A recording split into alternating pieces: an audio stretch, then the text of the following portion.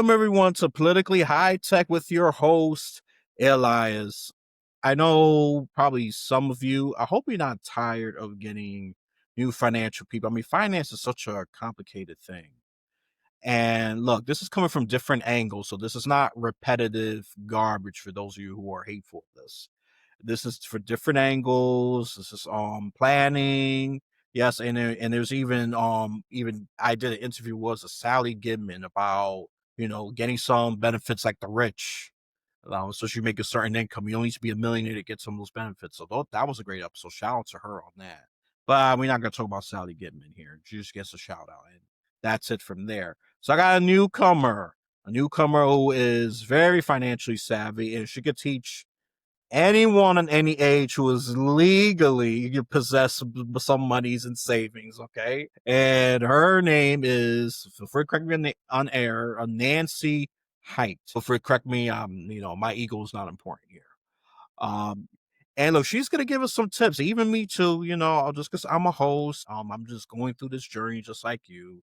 The only thing I'm doing here is just guiding the conversation, continuing the conversation. That's all I'm really doing. I know that sounds like I'm degrading it, but it's important. It's important. It's just I don't want this super high title unless I solve a big problem. And yeah, I don't mind a little ego stroking and all of that. But let's not focus on me too much here because we gotta talk about some finance. So let me get straight into it. Let's introduce Nancy Hite, which she has a great amount of experience. She's been doing this job way before I was even born.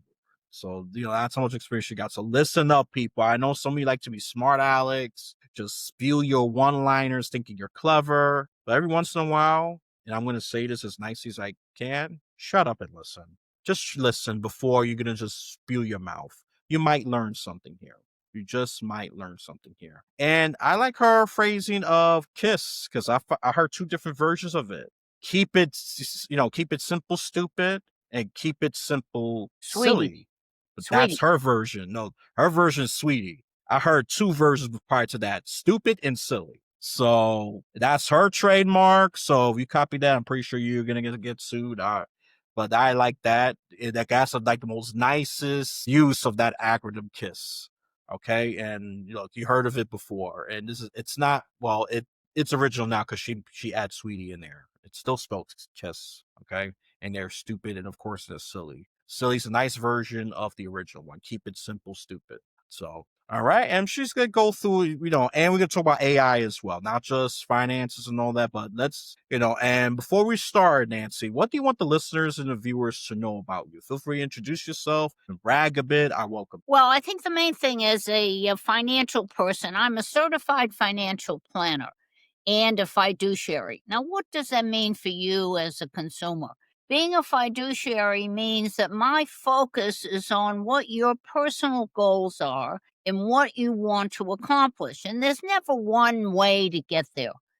And money is not complicated. Elias said the financial issues are complicated. Believe me, it is not. It's no different than the calories in the food. You might love pizza and have pizza what you'd like to have it every single day, but you know that the calories are not in your best interest, so you limit it to once or twice a week. We do the same thing with money. There are many things that we want to buy for ourselves, but when we go to the store, the better way to think about it is ask yourself a question. Do I want this or do I need this? Now, many times you want it, but you don't really need it. So in that case, I would put it back on the shelf. And that doesn't mean you shouldn't have the things you want, but you want to be careful about not doing that all the time because you're thinking about what are your goals with the money that you want to save. Now, we all are individual, and I want to know, Elias and I were talking a little bit about the AI, and it's certainly here to stay. And I think it has a great deal of positive things that can happen with it. However, in the financial world, when you're talking about your particular issues, I'm kind of like a financial doctor. You have a particular problem that you want to solve. You want to save certain money, whether it's for a new vacation, a trip to Puerto Rico, or you want to buy a car. Whatever it is, your individual needs, your goals, your time horizon are particular for you. Using AI to get just general information is fine, but it's not going to be working positively for you because you're the individual, and AI takes the whole group together and says, okay, if you're 40 years old, this is what a 40-year-old should do. Well, that's not really the way it should work. Your goals are unique to you, your time horizon, when do you need this money by? And therefore, we take a look at what is the best way for you that you're comfortable. What's your risk? So that the risk that you're willing to and get yourself involved in has a great deal to do with it. Being overly risky is not in your favor.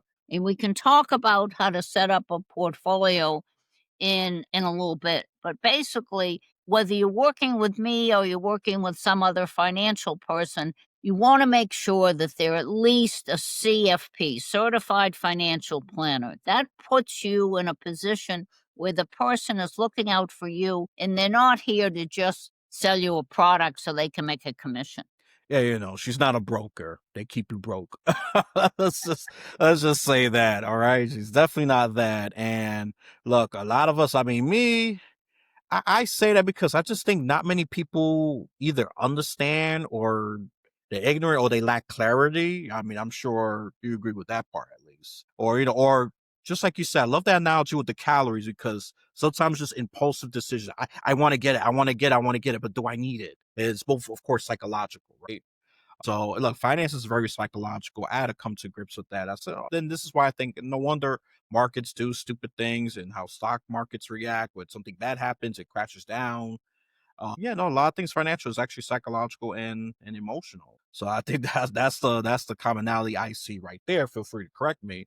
And look, I have different financial planners for a reason because some of them have different focuses. One was Somebody, focused what, so many different financial certified financial planners or just people who are well, have great expertise in finance because one focuses on different groups and and Well, that's your the problem. Unfortunately, in my profession, if you're an insurance salesman, you can call yourself a financial planner. If you're a stockbroker and you sell stocks for a large company, you can call yourself a financial planner. So that's why I'm sharing with everyone that in order for you to get the best advice for your particular situation, the person has to be, and you can ask them right up front, are you a certified financial planner? If they say no, then their focus is not going to be on your needs and goals.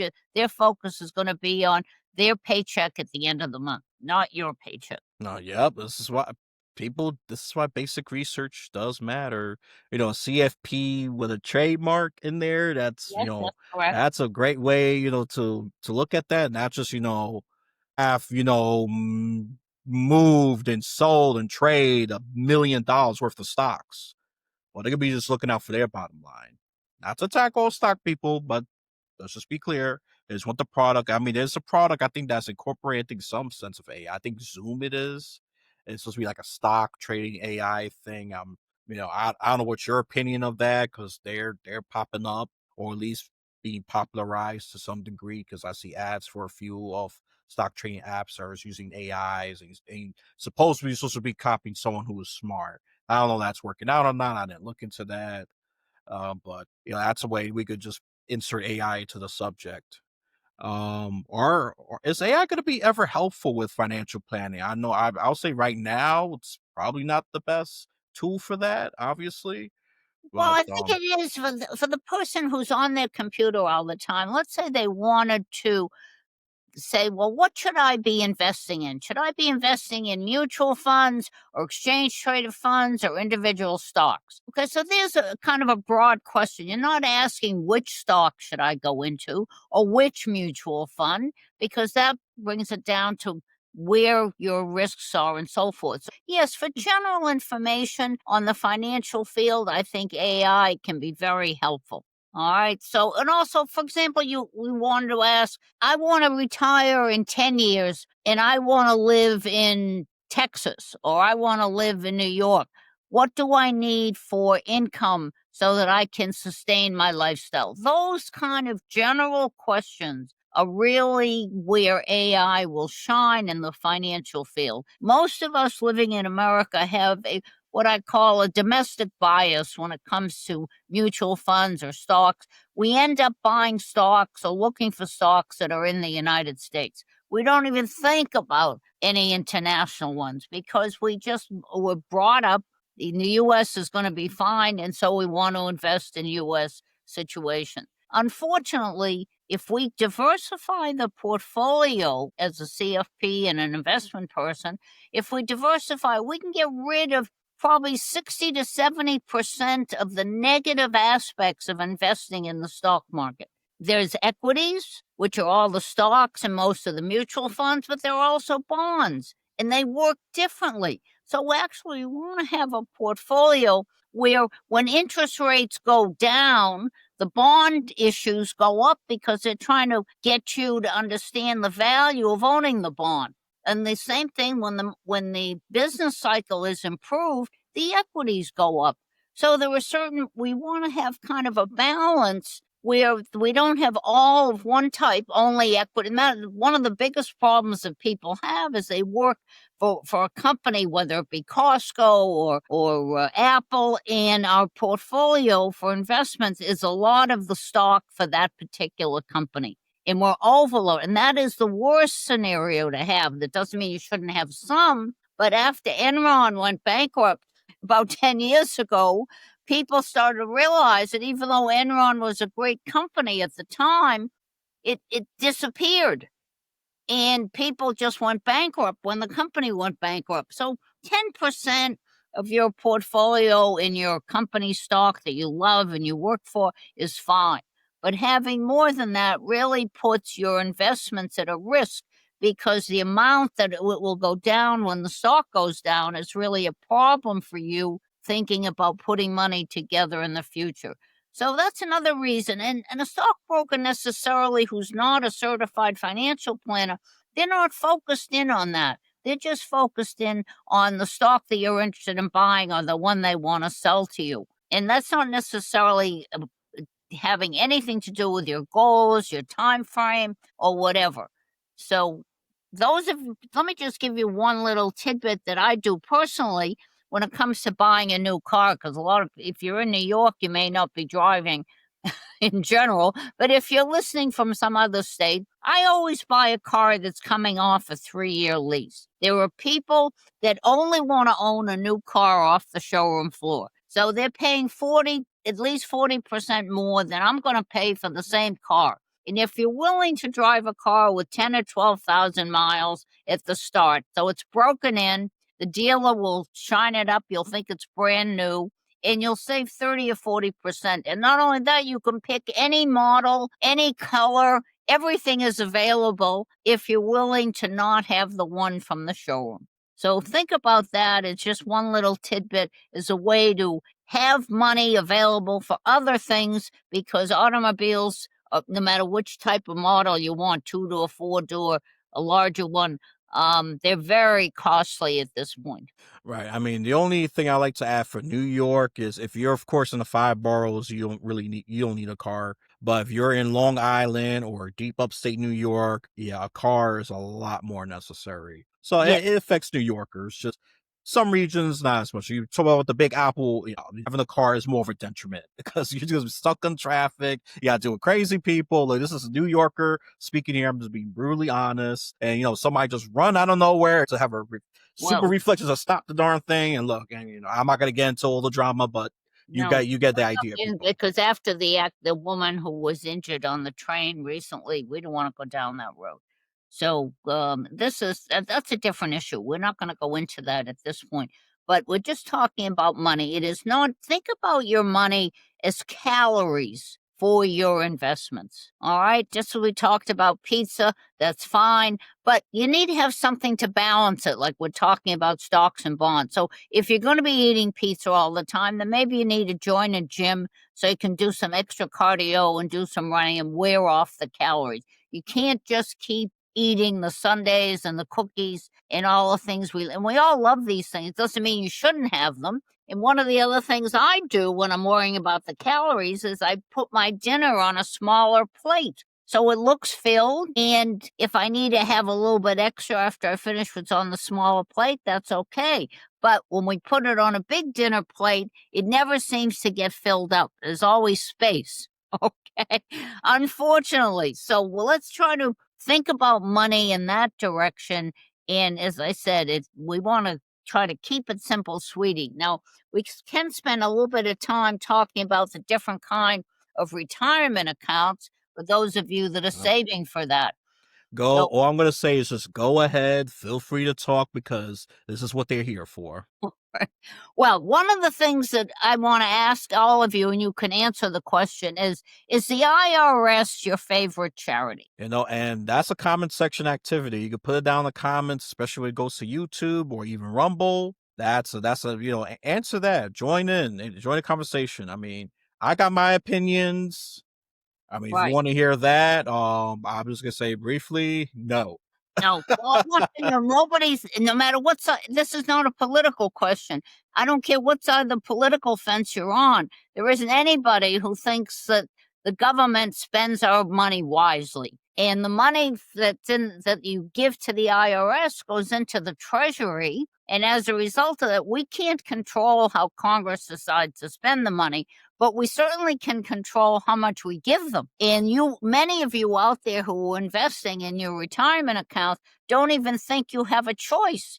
Now you think you're not paying the taxes now, but one of the trademarks that I have is pay the taxes on the seeds, not on the harvest. So if you're in a regular 401k plan, what's happening is you're taking a deduction for the money you're putting in, a certain amount. And if your employer matches 3 or 4%, you're also getting a deduction for that. And you're hoping with the choices that you made for the investments that they're growing and that when you take it out, if you put in $1,000, it'll be worth 5,000 when you take it out. And of course, we all hope that. That's why we're investing.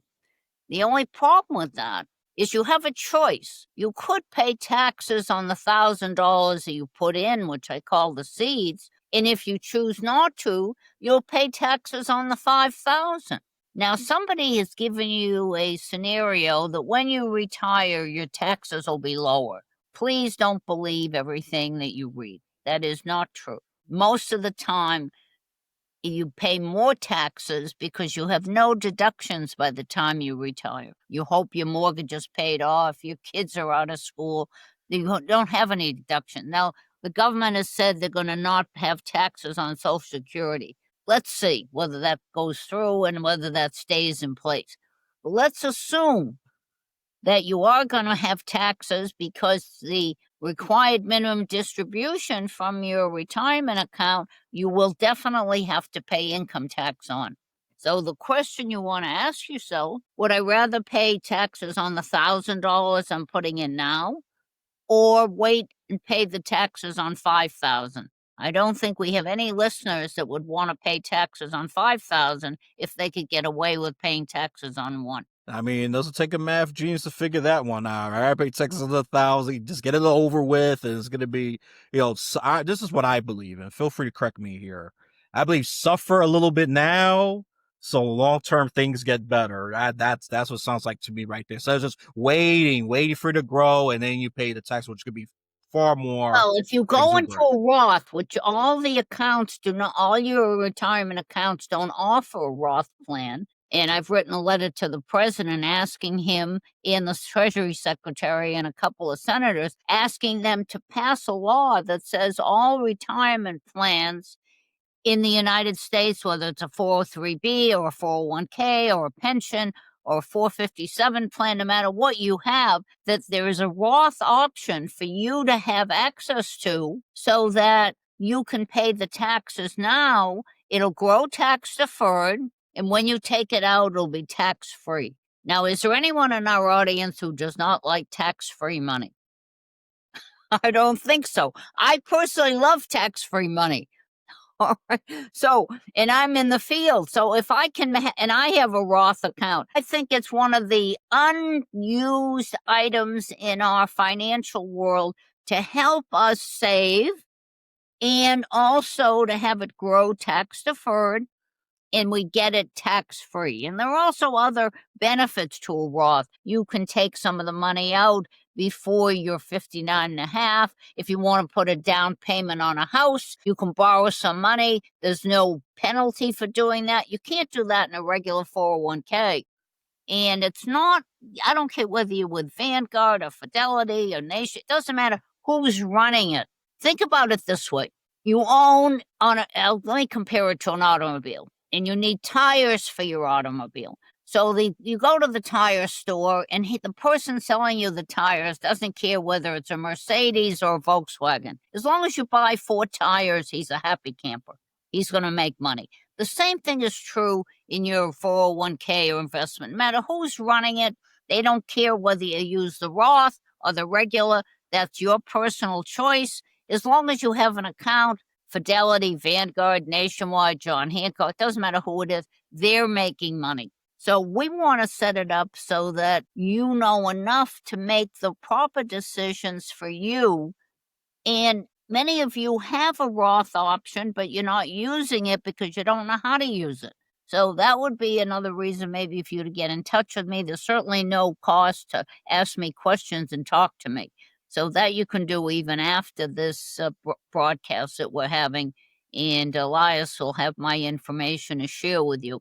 But having said that, the issue on the Roth is you can take some of, if you're going to convert, the only thing I caution you on is please do not take out enough money to convert that puts you in a new tax bracket for this year. So because you're going to be paying taxes, if you call your CPA or if you look online and get what your income is, and you say, well, if I earned another $10,000 this year, I could still be in the same tax bracket. I would maybe recommend you take $10,000 out of the 401k, move it to a Roth, and pay the taxes. And from that point on, you'll never have to pay the taxes on that money again. And you can be invested in the same thing, whether the Roth is in your 401k or you have to go outside to Fidelity or Vanguard or whatever.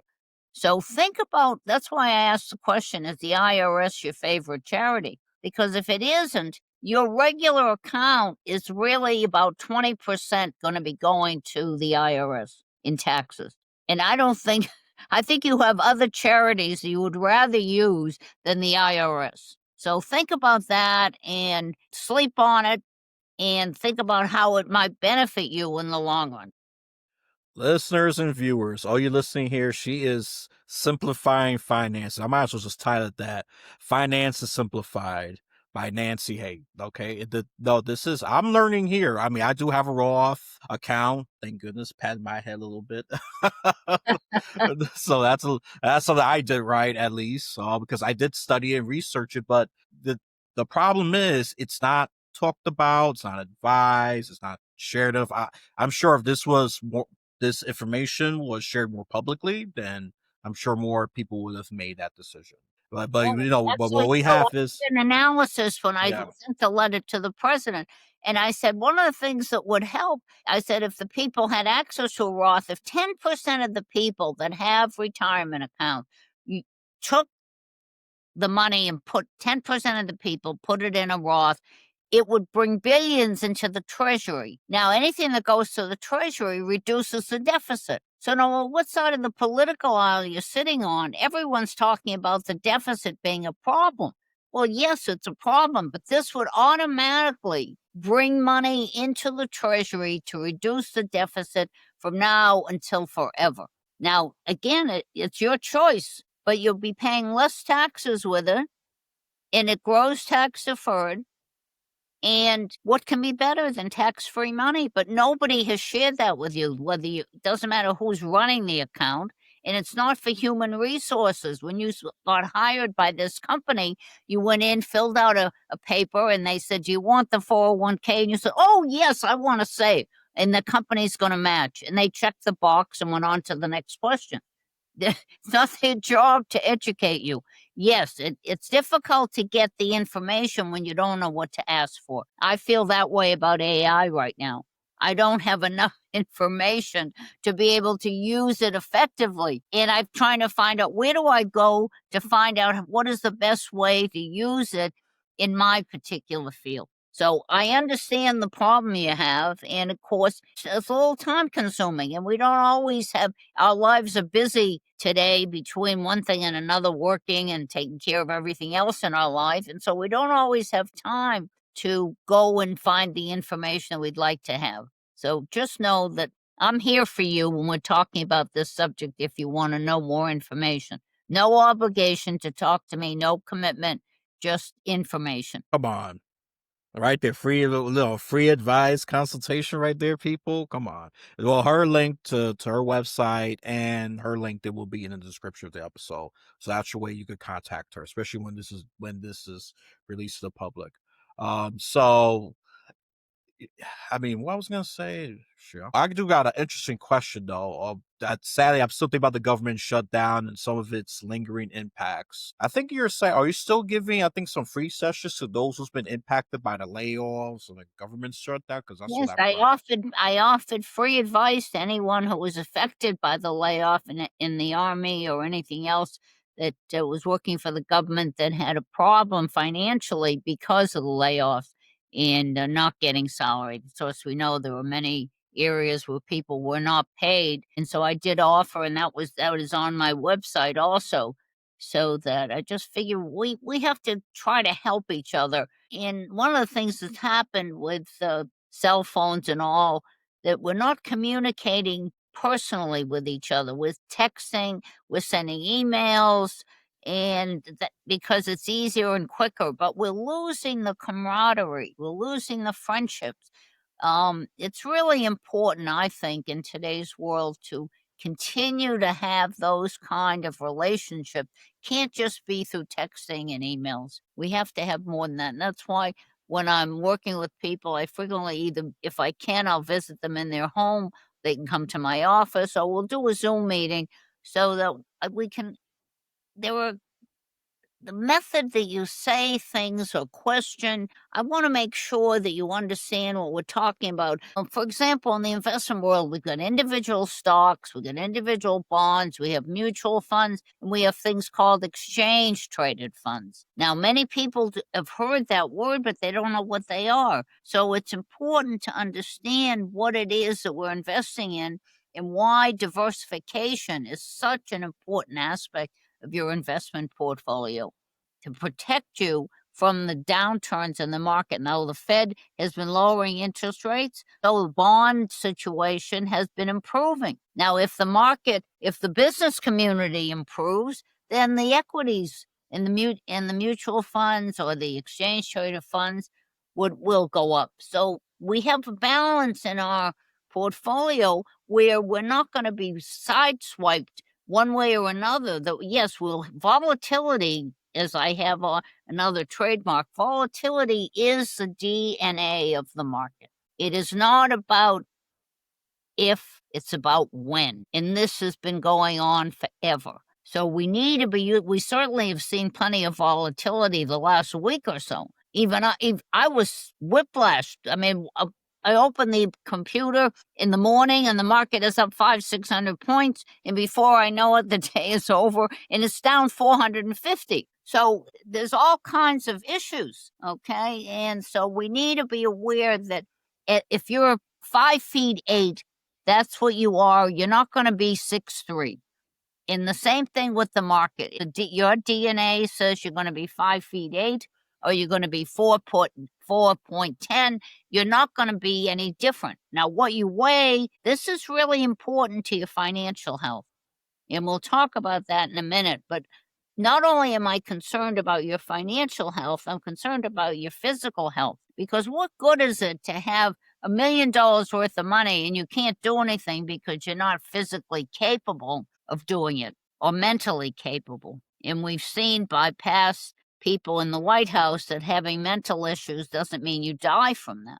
All right. So we want to be careful. We want to try to take care of ourselves. I said you can eat what you want, but not as much as you want. The same thing with spending money. You can buy things, but you can't buy everything you want all at the same time. So just think about it as money as the calories of your pocketbook. Listeners and viewers, I hope you've been absorbing that wisdom. She's teaching me how to think some of my finances very differently. And it's funny, coincidentally, I've been taking my health more seriously. Look, I'm a pretty chunky person. I'm pretty tall, if you want to know that information. But, there's a lot of wisdom here. But if you want to be a smart aleck and reject that advice, that's on you. This is a lot of wisdom here. Look, she practiced what she preached. She is a very healthy weight right now. I'm not a doctor, so don't ask me for medical advice. I mean, if you want to ask me for medical advice, I would laugh and say, you see me in person, you see I have a huge gut. I'm just being honest, and I'm just going to laugh and say, you want to ask me for health advice? Come on, look at me. I could tell you, politically, I can give you strategies that I'm very comfortable giving, but not for my political predictions or analysis. Don't ask me for health. I mean, I'm just learning that myself. Drink a lot more water, for example. Cut the sugary stuff, the sodas, the bubble teas, even juices. Yeah, juices are very unhealthy too, Loaded like with sugar. water. Yeah, they're all just loaded with sugar. Sugar is the common culprit. Oh, I've been so going to the gym in the morning for years, and at this point, it's not really because of calories, but I have found, and I've talked with other people that are there when I'm there, and I'll tell you what time I go when the gym opens up, which is 5 a.m., and we're standing outside waiting for them to unlock the door. But I do it more for the mental. I find that it starts the day on a positive note because I've done something positive for myself. And I do different things. And so I'm there 7 days a week. And some days I'll do cardio for an hour, other days I'll do weight training. And, I was saying to somebody the other day, I said, does it ever get easier? And, and we both laughed. No, it never gets easier. The only thing I can say is that if I can use the same weights I did a year or two ago, and I'm a year or two older, I'm a happy camper. That's the level that I'm not looking to, lift 100-pound weight. I know I can't do that. All right. And I'm not worried if I can't. Okay. And I used to run Bonnie Bells and 10Ks, and I don't do that anymore. I get on the steps and I'll do different than cross country stuff, but I'm not running marathons any longer. Okay. But I want to say healthful because modern medicine, as I said, will keep us alive till we're 95 or 100. Now, the problem we have, and I heard recently that Generation K, they want to retire at age 59. I don't want to burst their bubble, but they're going to have to save enough money for 40 years. Most of us have problems saving enough for 25 years. And thinking about that, one of the things that you need to be thinking about, and Elias is at the perfect age to be thinking about it, is long-term care insurance. Now, what is that for? Well, you can use it for disability if something happens, but the easiest way to spend down your assets that you have in your investment account is not to have a long-term care policy to pay for all the things that you need to have done. You need to have somebody come in 2-3 days a week to get your food, to get you dressed, to get you drive you different places. In today's world, that costs $100,000 a year. That's without inflation. And if you're thinking that I'm not worried about retirement for another 20, 25 years, well, buy it young and buy it cheap. Why spend more? I mean, I'm the first one that says if you saw what I do with automobiles. So if there's a way to save $2, Nancy Hite is going to do it. And I'm going to share with you so that you can save it. Because there are too many people, then you probably know some in your own family, where who's going to take care of them if something happens? You can't do it. You're busy working. You've got your own family. So as a result of that, if they had paid for long-term care insurance, the money would be there and their investments would still be working. but the investments get depleted much too quickly. I've seen it happen where people say, my daughter or my son will take care of me. I want you to know, unfortunately, in today's world, it doesn't happen that way. Daughters and sons are busy in their own life, and then the family has to get together and they have to take their money and use your money to pay for somebody to take care of you. We don't want that to happen. Most of us want to be as independent and in control of our lives as possible. And we're not talking about going to a nursing home. We're talking about staying at home, which most of us would want to do, and just having somebody come in and help us. That's all. That's what it's about. So that's what long-term care is, paying a bill up front. Yes, it has a premium to it, but there are ways to get it done. We keep it as inexpensive as possible. And of course, we want to look at how many years do we want it for? Is there a deductible? The same way you would with insurance on your car or life insurance. And is it lifetime? That would be great if we get a lifetime policy. So it doesn't matter how long. All right. So these are the issues when you're working with a certified financial planner and a fiduciary. These are the questions, that the options that you want to make sure you have access to so you can make an informed decision. That's really the key issue. Know enough have different A, B, C, D, and E. Which one's going to work best for you? That's what this is about. That's where money, you make choices, and the choice that you can never make a wrong choice. It's only a matter of what your needs are, what your goals are, what's your time frame. Yep. People, I hope you were absorbing all that. She's just, I'm sure, scratching the surface about what you could do with that money. Be, truly, truly fiscal conservative. And I'm not playing a political spin here, I promise you.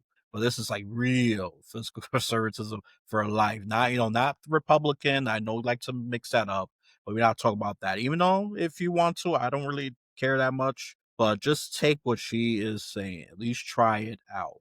Because look, let's be honest, most Americans are not saving. Most of them living paycheck to paycheck. So I will have an open mind and ear if I was you, because the stats are it is against us based on what we normally do and assume. We don't have enough information, and a lot of this information is not publicly shared. Me, I had to dig. I had to look. And look, I even got only a piece of that information just by research and digging. So it's good to talk to us a CFP so that could be That's the simplified. key. They need to work.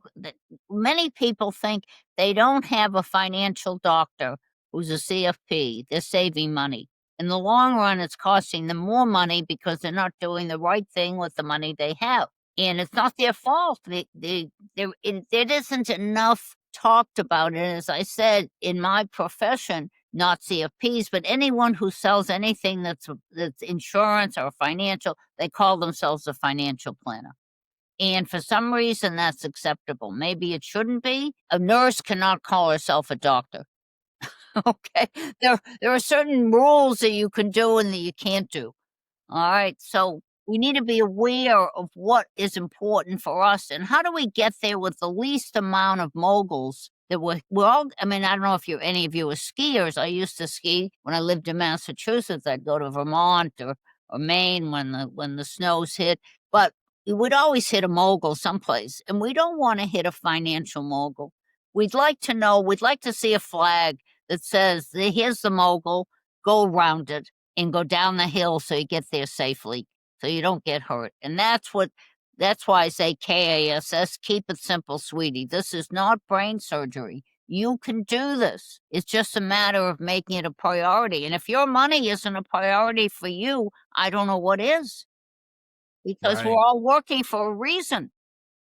Right. And try to work in a profession that you love. And if you have children, encourage them to have a hobby, whether it's tennis, whether it's golf, whether it's cooking. It doesn't make any difference. The reason I say that is it's always going to be a way for them to make a few extra bucks, because when you and I are doing our hobbies, we don't think we're working. We're having a good time and having fun. And that's why it's people who have professions that they really love and that they don't want to stop doing, whether it's marketing, advertising, writing, it's teaching, whatever it is, they love it to such an extent that retirement is not something they even want to think about. Sometimes they're forced to by the company they're working for, but it's not something that they're thinking about, "Well, in 5 years or 10 years, I'm gonna retire." No, no, no, I wanna keep doing what I'm doing. Cooking is a hobby of mine, so I do a lot of cooking. So I just had to have my knives sharpened because they weren't sharp enough to chop the onions for the things that I wanted to cook for the holidays, okay? So this is what we're talking about. Have a hobby. They encourage yourself to stay with your hobbies. And you can always teach what you know about the hobby to a younger person. Make a few bucks, whether, as I said, if it's a sport, that's terrific. If it's cooking, that's also. I mean, there are chefs that teach you different recipes. So just know that hobbies are a really important aspect of your financial life. It also keeps you happy because you can say, I'm going to go do I've had enough work. I'm going to go do my hobby this weekend. So you want to have that for mental stability also. Oh, I absolutely agree. If you want to argue with that, you're just simply crazy. What's your hobby? That's a simple question in the comment section. You want to be a comedian and be a smart aleck? There you go. That's one. That's an interesting one. Hey, just try to be a comedian in the comment section. It's risky. You might have clapback, or people's gonna agree with you. Oh yeah, I agree. Okay, or they laugh or they show emojis and all that good stuff. I do agree. You love your hobby so much, you turn into even a career. Yeah, you're not thinking about retiring. Retire is the last thing in that person's mind. Yeah, so you don't work. This is my thing. Me, this is why I'm in changing my ways. Because I was just looking forward to retirement at 65. I already know that's not even gonna be feasible. That's like, what can I do to keep myself sustainable, happy while I be productive? Right? That's the better way to go about it. So just, oh my goodness, I'm working. I gotta wait 40 years to retire. That's miserable. Or That's really miserable. And waiting at one 40 point I years was thinking anyway that is too. miserable. Yes. Yeah, that's really, really miserable. And I wrote a l- book. I don't think for some reason or other I'm not smart enough to figure out how to hold it up in the camera, but this was number 1 in oh well, oh, was I number will share. 1 in Amazon when it came out 2 years ago. It's a little ahead of itself. It's called The Retirement Mirage: Time to Think Differently. And what I tried to share with you in there is that we are living longer and we need to make adjustments the same way that we had to adjust to computers, the same way that our older people had to adjust from a horse and buggy to an automobile.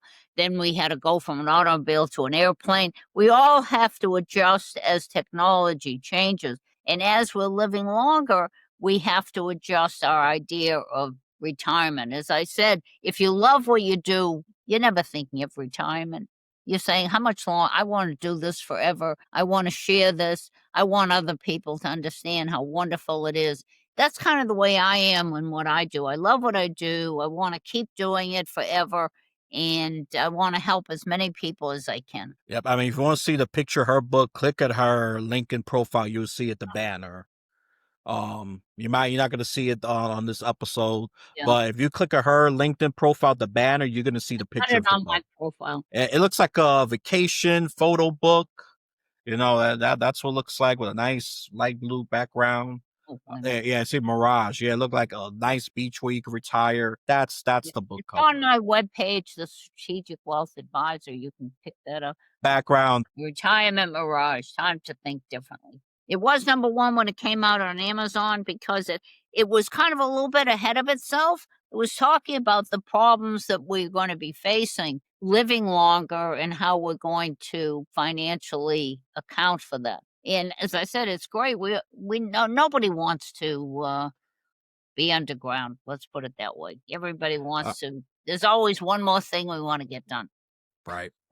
One question, it just popped up to me. Yes. What's your opinion on cryptocurrency? Well, I think it's here to stay.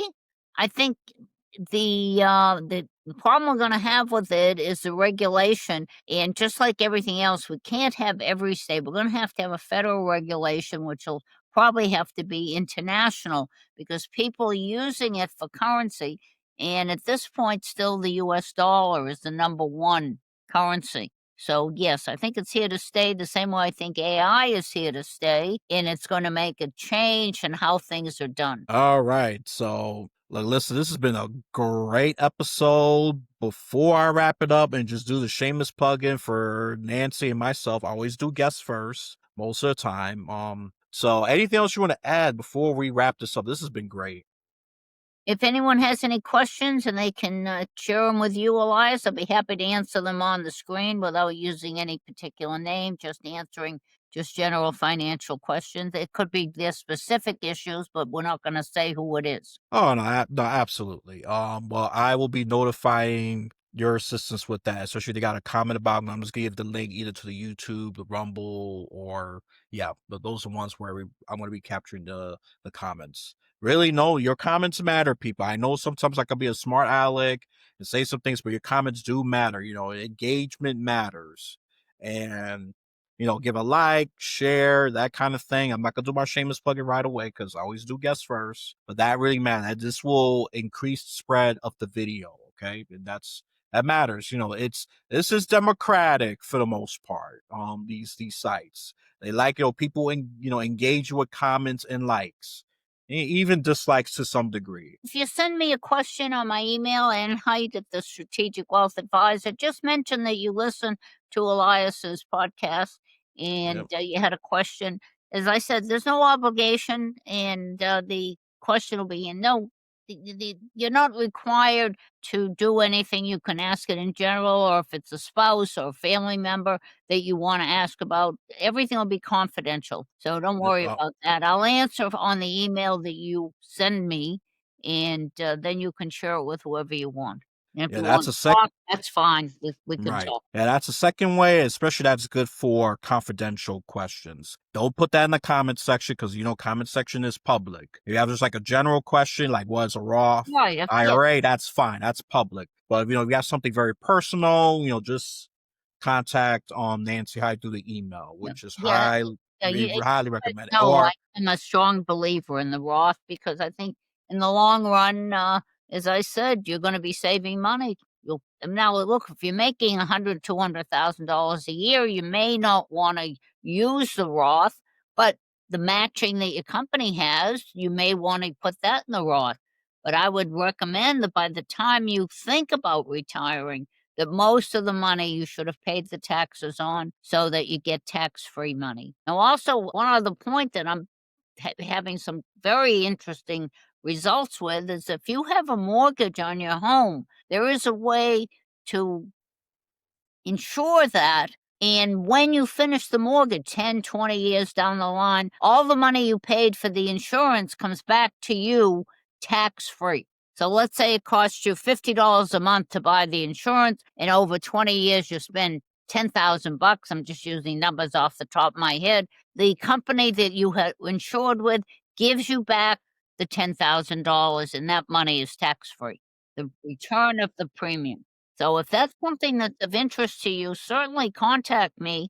And I'm licensed in New York. I'm licensed in all, I could be licensed in any state. To be honest with you, I'm too cheap to be paid the fees to get licensed in every state. But with my credentials, there's no problem. I can get licensed almost overnight. But having said that, if you're listening, any place basically on the East Coast and even in Illinois, I've got licenses. But I'm if you had a problem and you were in a different state, I would do it to get licensed to make sure that everything is just the way it's supposed to be. So just know that. yeah, so look, look, it's not even a credibility issue. It's a strategic financial, not even an issue, or preference. Let's just say that. I'm sure she could afford licenses in all 50 states. I'm just gonna say that I out just there. need to You just choose not to, like New York. Yeah, New York. charges money to get licensed, and if I Yeah, don't have somebody I'm working with there, I don't want to spend the money for something that I don't need at that moment yeah, because no, yeah, I understand that. Yeah, New financial York is my name. ridiculously. It's not Yeah, really an issue. I'm a CFP, fiduciary, CLU. I mean, more credentials than are in my name. So I mean, because I started out as a teacher, I'm always looking to learn something new. But this idea of the money, and it doesn't have to be for a mortgage. Let's say you had other bills. Now, let me give you one or two pieces of advice before you start worrying about saving for retirement. Your first job has to be to figure out what is my monthly expenses, including food, rent, mortgage, whatever you're spending on for the month, if you're going to school, whatever it is.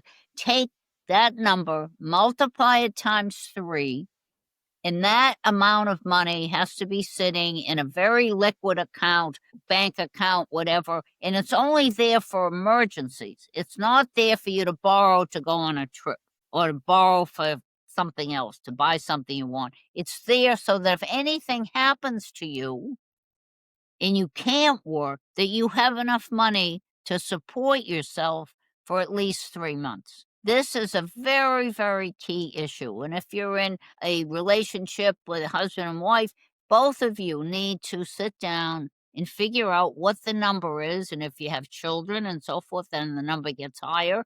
But whatever it is, it's 3 months of minimum before you start worrying about saving for the next vacation, because God works in strange ways. We never know when we're going to be in a position where we're injured. It could be we fall off a ladder that we're on, or we're walking down the street and some car hits us by mistake. We haven't done anything wrong, but all of a sudden we're injured and we can't go to work. So this is the most important thing. This is what you want to take care of. You want to be protecting yourself with the money that you have. Don't worry about whether you should buy, Apple or Google or Nvidia or whatever the stock is. Let's get the first things. It's like learning to walk.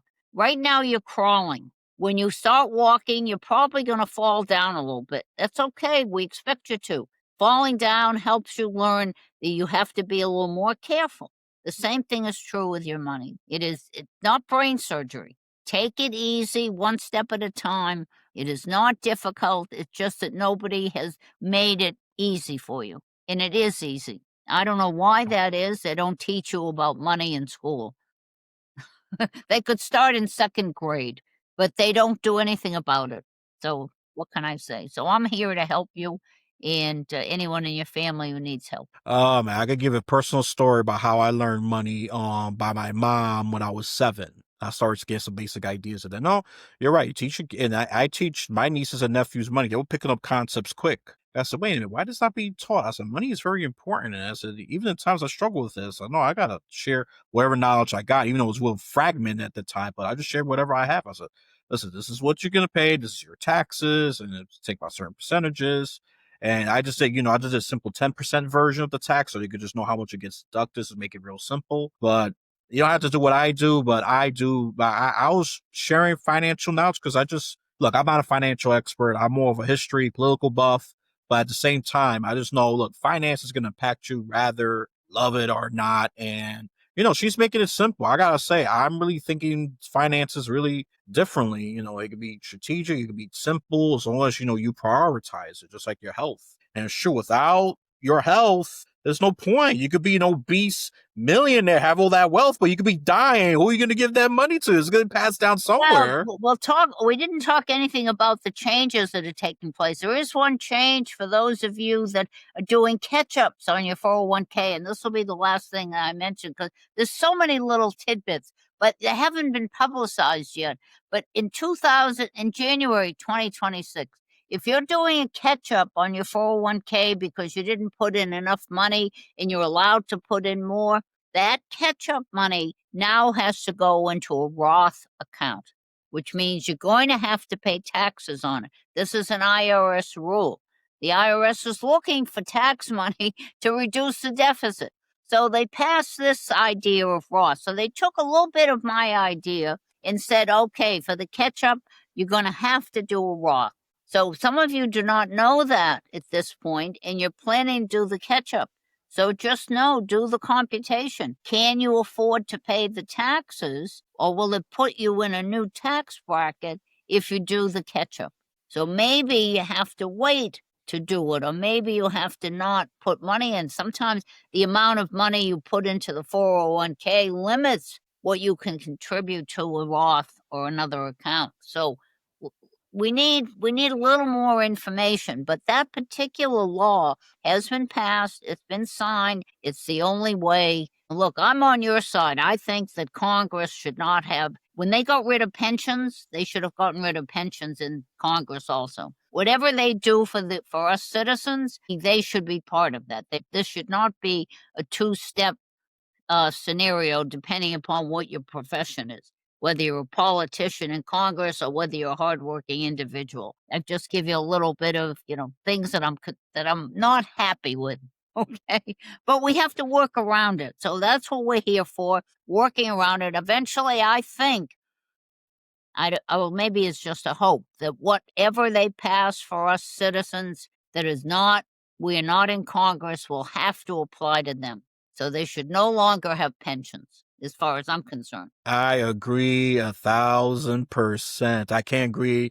You can probably say a infinity, Yes, whatever the number. Because listen, I agree. Even the insider trade thing, that's another issue. that's They another could, issue. Yes, but that's another thing that I would add in there because it's Pelosi will have ridiculous. somebody looking at that issue. Yeah, but Not that they're not anything gonna. will happen. Look, you and I are on the same page with that.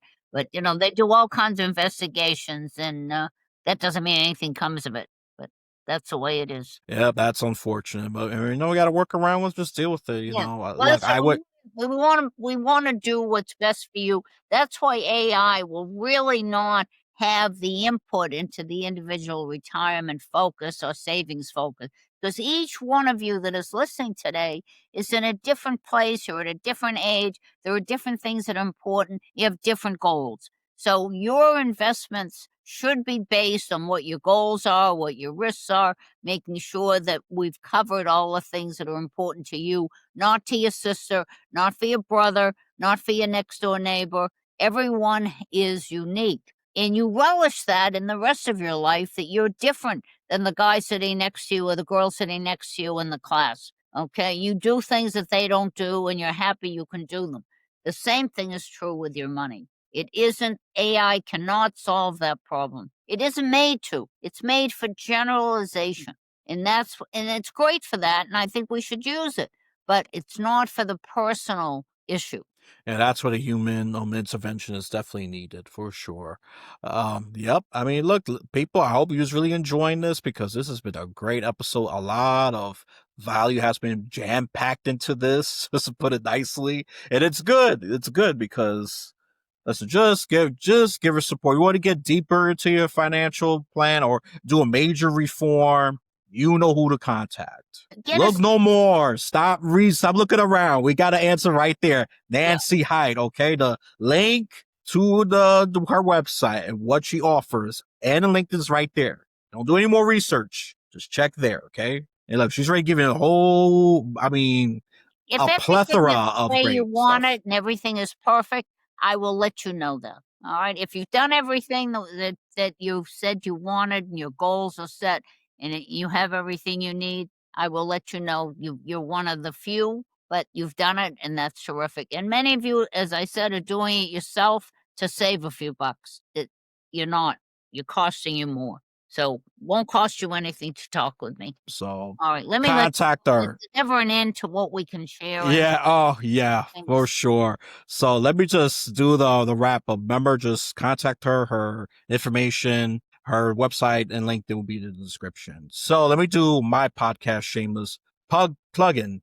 Like, comment, subscribe, share this with someone who you believe could benefit tremendously. Okay. And if for reviews, just give a review on Apple Podcasts. If it's 5 stars, give a reason why it's great. So I could double down on that. If it's 4 stars or less, what could I improve it? Be specific. Don't just say this episode's great or this episode sucks. I don't take empty compliments or insults. It doesn't help. Okay. So that's what I'm going to say about that. And then 3 links I want to share with you. One of them's completely free. The new paper. It's short, straight to the point kind of news. It could be politics, international politics, geopolitics. It could be sports, stocks, what have you. It's short and straight to the point. The longest it's going to take you is probably 5 to 6 minutes if you read all the sections. But if you're really picky, 1 or 2 minutes. If you just want to you only care about the politics or just sports, it's right there. Okay. And yep. And get that retirement mirage book. Okay. Oh, now it's showing. I don't know. I can't tell where the camera is on this screen. I have Mm. to learn. Okay. There's always Uh, things in life that you have to learn. This is one of them. yeah. So yeah, get that book. Okay, get that book. And Podmatch, join Podmatch. It's such a great site for podcast guests and hosts to communicate to see where you're match or not. And it has such a great one pager function. You don't have to use Microsoft Word or PowerPoint and make change and PDF the darn thing, and then you have to re-PDF it. Doesn't make changes. It's too much work, and it gets lost in the email. Join Podmatch. It's a great tool, and it has a community of like-minded people in terms of podcasting. Okay, both guests and hosts. And a final one: if you need a new website or you don't have one, try the free website guys. They can assist you. They'll help build the site for you, design it, do everything for you, go step by step. They give you clear instructions. They're there to help. Okay, you'll be helping this podcast tremendously if you do that. But that's if you really want. These are no obligations. None of these are obligation. If you want to just keep enjoying watching the content, I am fine with that as well. So once you complete this audio or visual journey, you have a blessed day, afternoon, or night.